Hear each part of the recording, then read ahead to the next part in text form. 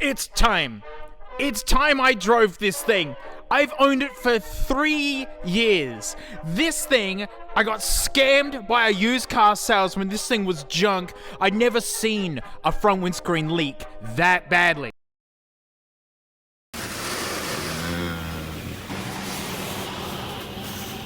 Oh yeah, here we go. Oh yeah. Yeah. Oh my gosh. Oh my gosh, I'm swimming. The windshield leaks. Oh my god, I'm scared. This car is ruined.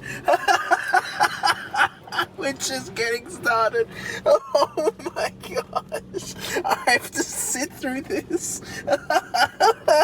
Stop, I'm already wet. This has had more work done to it than any car in the fleet ever. James's hatred for this thing comes from the fact of how much work it needed to even get moving and running at all. Not to mention how viciously complicated the engineering hiding inside of this thing is.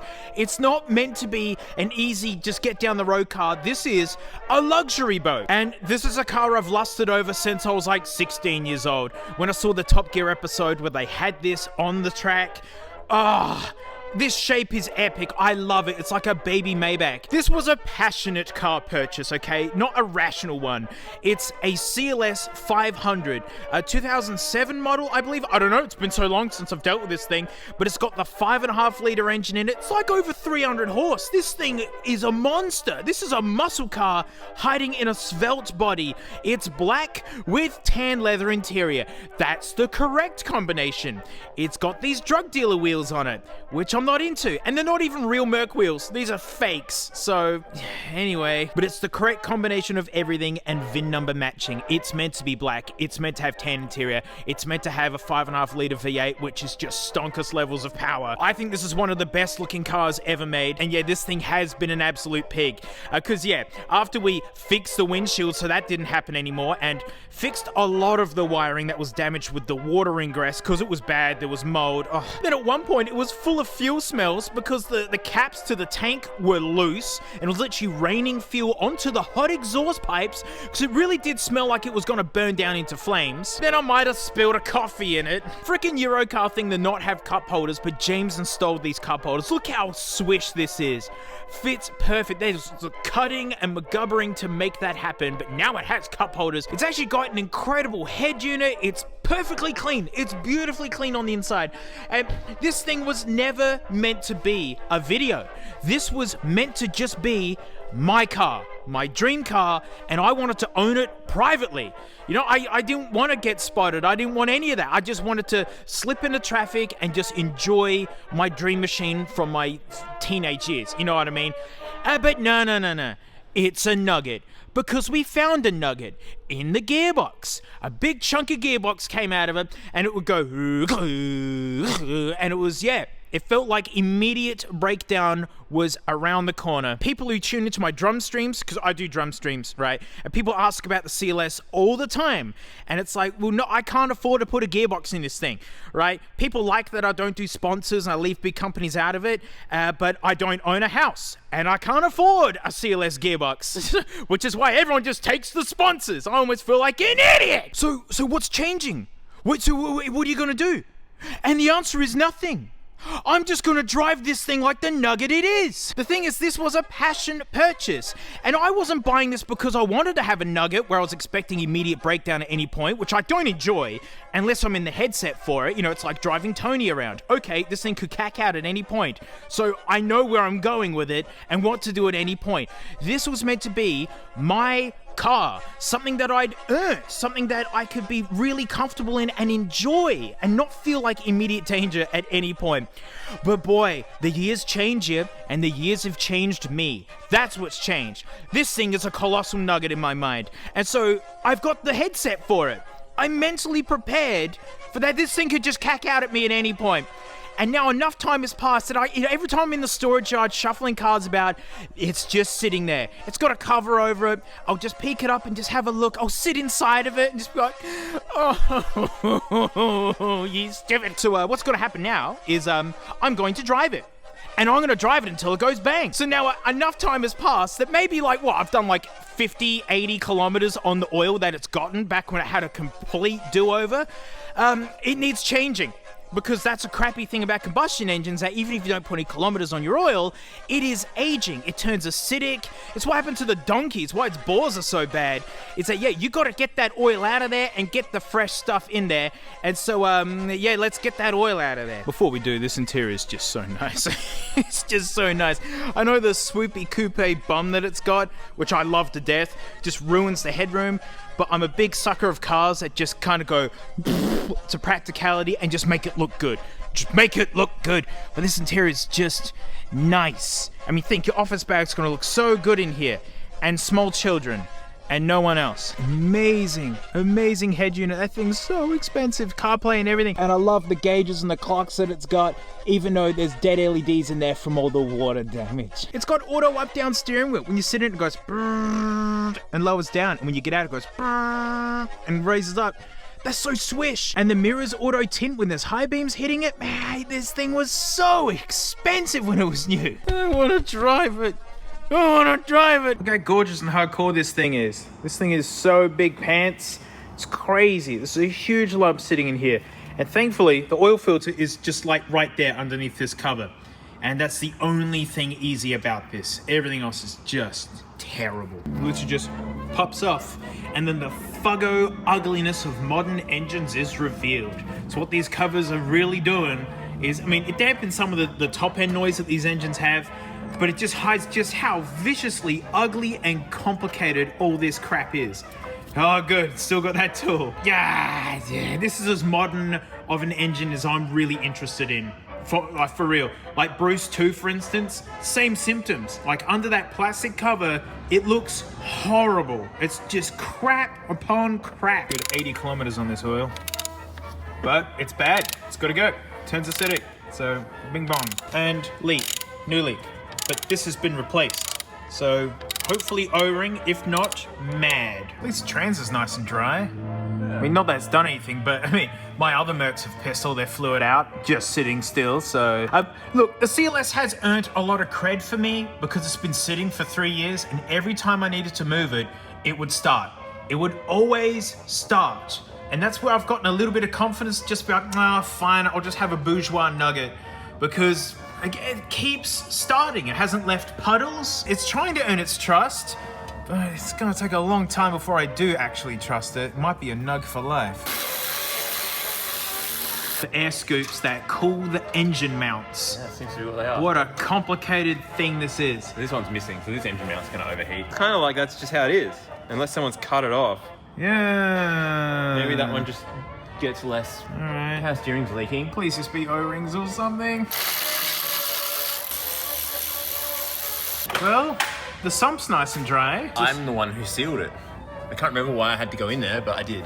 These have got oil on them. Oh. No, just those 3, 4. Oh, so who sealed it then? I don't know. I don't think I've ever been in there. Oh, why me? Why is it still thread? More value. Ooh, that was close. Look how long it is. Wow, yeah, it's better value. You get more. This oil's pretty dark for how little I've done with it. So I've never been a fan of these wheels. They're too big, they're too dumb looking, they're not even real. You're ruining my Rolls Royce, and there is a solution. Picked these up years ago. These are the actual wheels it came with, the 18s. That's what it's meant to be. And honestly, I hate low profile tires. I mean, these are conventional low profile tires. When this car was new, this was like painted on rubber. But yeah, rubber is like the ultra fine suspension for your car system. You know, when it's just painted on like this, it feels terrible. I can't stand it. But yeah, they didn't look this good. We picked them up off some wreck in someone's front yard and actually sent them off to be completely reconditioned. They are minty and perfect. And then finding some proper Michelin Pilot Sport 5s. I've seen people do 0 to 60 scoots within the 2-second mark with these tires. This won't be doing that, but yeah, these are high performance. The fronts are narrower than the rears. The rears are so chunk. Look at this for a rear tire. This is like, we had the special order these tires and wait months upon months upon months. As well, it's good to just get these wheels redone. We're waiting anyway. Where's the actual number on it? 275/35s. These are fat, but it's worth it because who's the highest on the 0 to 60 scoot? It's the CLS. It's the most powerful car I own by a lot, and it pulled that off with the cheap crappy tires that it's got. I think they're triangles. If you think I'm gonna do a rego at the 0 to 60 to beat that with these tires, I'm not gonna, because the gearbox is grumpy and I just want this to work, right? If the CLS ever gets knocked off the top, then maybe I'll have a go, but for now I'm happy with that time. But yeah, this is a high performance car, and so it can really use that rubber. It is a bummer because these do have a lot of tread left on them. Like, you know, if I was into Facebook Marketplace, in other words, having a really bad time where dealing with absolute lunatic strangers, where you put up something for $1,000 and you agree on the price, and they get there and go, "Oh, would you take $200?" And now you got a stranger at your home who knows where you live getting mad at you. I'd put these on Marketplace, but I don't know. These would just be the stupid spares for this thing if I ever need to do something really rough with this car. Maybe on the track or something? I don't know if it doesn't have a working gearbox. Disregard. It was like 8 liters? 8.5. 8.5 liters. That's ridiculous. It's like diesel engine levels. Oh, it looks so good with these wheels on it though. These are the proper wheels. And it's fun because I've actually noticed, I mean, it happens when you get a car, is that then you start spotting them in traffic. And it's actually what inspired me to just pull this thing out and just start driving. It's because there are people with black CLSs with these wheels in traffic, and I want to be one of them. So a fun detail with these tires is that the fronts are quite conventional and they're made in Thailand. The rears with a special order we had to wait forever on. These are made in Serbia. So Serbia is where the big fatty freaking rubbers come from. So we're doing a code scan with our fancy McFancy thing, and the codes are flying in. They're coming in. It's like the Olympics when you finish like a dive. It's like a 10, a 10, a 9, a 9, a 10. Holy crap, stop. Oh gosh, we're only 20% in. Stop. No. I didn't want to know all this. Oh gosh, it keeps coming. I don't even know what some of these modules are. Semba. It's this is nuts. Oh crap, we're 30% in. The whole car is effed. How did I drive it here? They could be historic ones that just haven't been cleared. We'll pretend they are until we know better. That's right, we've never actually cleared the codes on this. No, never. Oh, bloody hell. Oh, stop. It's not good James laughing because he used to use these all the time. We've gone past half, and probably like 8 out of 10 have faults. It is common for low battery to give everything a fault because everything complains that the battery's low. Of course, yeah, because it was sitting so long that it went. Well, no, we had the battery off. Yeah, so but we've also had low battery and off battery, and also say yes, that is true. A lot of the ones that just say 1 are all just going to be 12 volt low. So what? Do we just wipe the codes? No, I want to have a look at the ECU and the transmission first to see what's in there. The transmission had 4. Oh, we're done. That's it. Yep. Great. Yeah, transmission control 4. Have a look at that. Can control the CAN bus off. So that's just communication problem. Okay, so the only one here that I really care about is component WP46 selection range sensor is defective. But that could still also be battery because let's just clear that and see what happens. Well, let's wipe all of them. No, I want to have a look at the engine as well. Just wipe all the troubles away. James. No, because then it might not come back for hours of driving or whatever. I want to see what it's in it. Wiping all the codes. We're just making all the problems go away. Because yeah, I'm gonna go take it for a good spin. I'm gonna see how many times the gearbox goes. We'll get a counter going or something. Well, time to just drive this piggy around.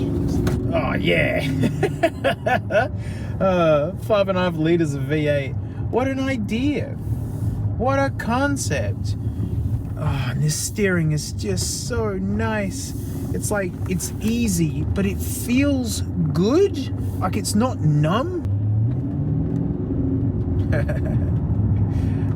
This feels so good. See, I'm just going to be lapping the industrial parks because yeah, I don't want to get too far away from home in case this thing gives the death shivers and then doesn't want to work anymore. All right, we're gonna scan it again. No motor electronics faults. Cool. We're passing, maybe. Oh, here's P. Adaptive brake, yeah. Bang. Don't need to stop when you're going this fast. Well, actually, no, you do. CAN, well, so this is missing the original stereo, which might use the CAN bus. Oh, the headrest doesn't work. Ah, that's right. Yeah. Yeah. The electrically adjusted headrest doesn't work. Oh, woe is me. I spilled my Grey Poupon. Yeah, automatic headlamp adjustment. I thought that might be broken. It sounded broken. Well, a lot of peddly, garbagey, junky crap stuff. Because that's it. Supply voltage low, so that could still be because the battery's low. Yeah, which it is. Honestly, I can live with these fault codes. Yeah. I can't live with the chunks of the gearbox missing, but I will have to. Well, I mean, that's an improvement. That's actually improvement, and it drove fine on the road. Right, mate, she's the next day, and I think we can all agree, right off the bat, how good do these wheels look? Oh, chef's kiss. This is how it's meant to look. It's actually sitting on the road properly. It just fits the car. This is the style it was designed for. So good. And yeah, the folks who restored these wheels did such a good job. The Michelins even look good, right? They just look serious. And yeah, look, I gotta say, finally having real rubber on the back of this, mate, the hookup is so good. It's just woo, and it's out of here. But let's not get anything twisted. This thing is a heckin' nugget. Because yeah, I drove it around a whole bunch last night. After we had all the code scans done, I drove it home and I drove it in this morning. And this morning, fired it up. Number one, it starts terribly. When you turn the key to start, you just let go and it'll figure out the rest, right? You don't go it's but what it actually does do is go, you turn it, and then it will finally go. No idea why it does that. It did it in the past. James has gone through a whole bunch of stuff trying to figure out. It's what it does. But hey, it starts every time, and in my mind, it's a nugget, so whatever, right? It always starts. But this stinking morning, no gears. Fired it up, brom, reverse, nothing. Drive, nothing. It wasn't like it was low on trans fluid. It was like slipping and no, nothing. But turn the car off and start it again, and then I had gears. So it's a nugget. Fine, as long as it eventually goes into gear, right? If I got to turn off and start it again until I finally get gear, whatever. I'll deal with it, right? My mind's changed, right? My headset's completely flipped. It's a nugget, whatever. It hasn't done the shunting thing where it will go, so that's something to look forward to. And it does have a misfire, a very subtle one. In the video when I was, driving around the streets, it wasn't misfiring, but this morning when it was cold, it was again. It's so subtle. James did look into it, and it appears to be a fuel injector. And it's a problem that's reared itself in the past, and we have tried to look for fuel injectors, and there weren't any.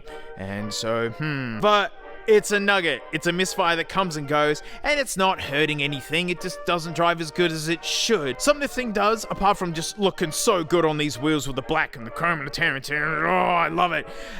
This thing cruises. And also the airbag suspension, which so happy it's still working. It's gonna be the thing that's gonna die. They all do. This is the cushiest thing I've ever driven. It's so plush. Like speed bumps, anything, doesn't matter. It's just boop, boop. Just cruises over everything. It just, honestly, you get it up to speed, the cruise control works, how great the steering feels. I'm happy. As a nugget, this is the best nug I've ever had. If this was my, actual car and pride and joy, and the only, I'd be pretty furious still. And I was. But I'm not anymore, because I just want to drive it. I know it's a nugget. As long as it starts and gets me home every single time, I'm just gonna roll with it. And so, here's to nugging about. And thanks to anyone who can pitch in and support. Because, no sponsorships. And it's going to need that gearbox eventually.